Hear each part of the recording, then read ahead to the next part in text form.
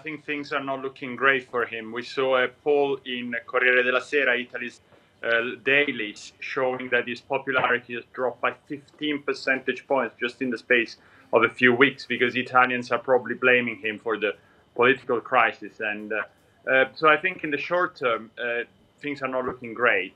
And that's why he tried desperately to cling to government, even offering Di Maio the prime minister job in a new League five-star administration.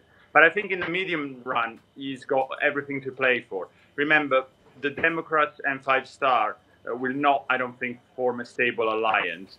And Salvini will be able to, really attack them from opposition, attack Brussels, attack, this gigantic conspiracy against Italy, which is already alluded to yesterday.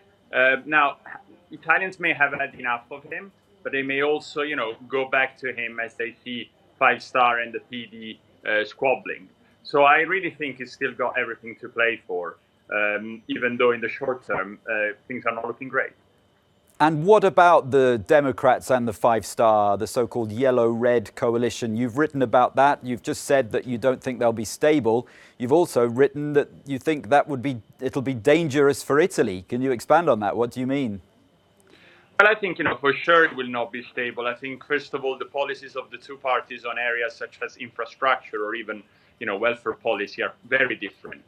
And there is a lot of animosity between the two parties that they will need to put behind.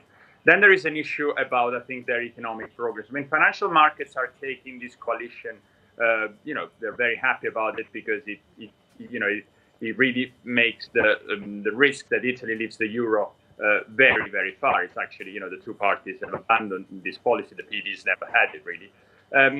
But I think, there is a risk that these parties will push for higher taxes because they both believe in greater redistribution. There is a risk that Italy could backslide on a number of reforms which have been passed over the last few years, for example, in the area of the labor market. But I think more generally, there is also a risk that this government proves highly ineffective. It reminds me, in a way, of the coalition with Romano Prodi in the end of the year between 2006 and 2008, a government which went from the extreme left to the center and really didn't achieve very much at all, and just paved the way for a return of Silvio Berlusconi's center right.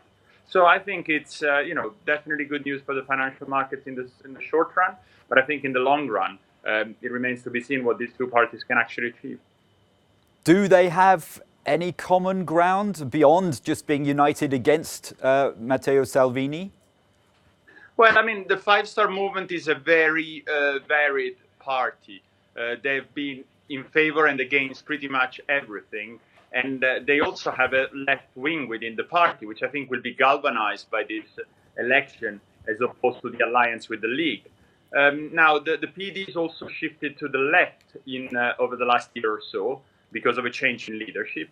And I think these two parties may find common ground, as I said, on some more redistributive economic policies, which may mean taxing, more richer people, companies, and perhaps be more generous in terms of infrastructure spending and support for poor people. I think there are some areas where they can work on. But remember, this coalition will only have a very slender majority in the Senate.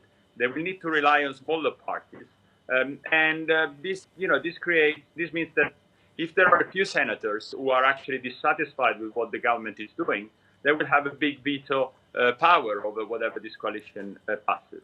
So even though there are some similarities, this may not be enough. Ferdinando Giuliano from Bloomberg, thanks very much for your analysis there.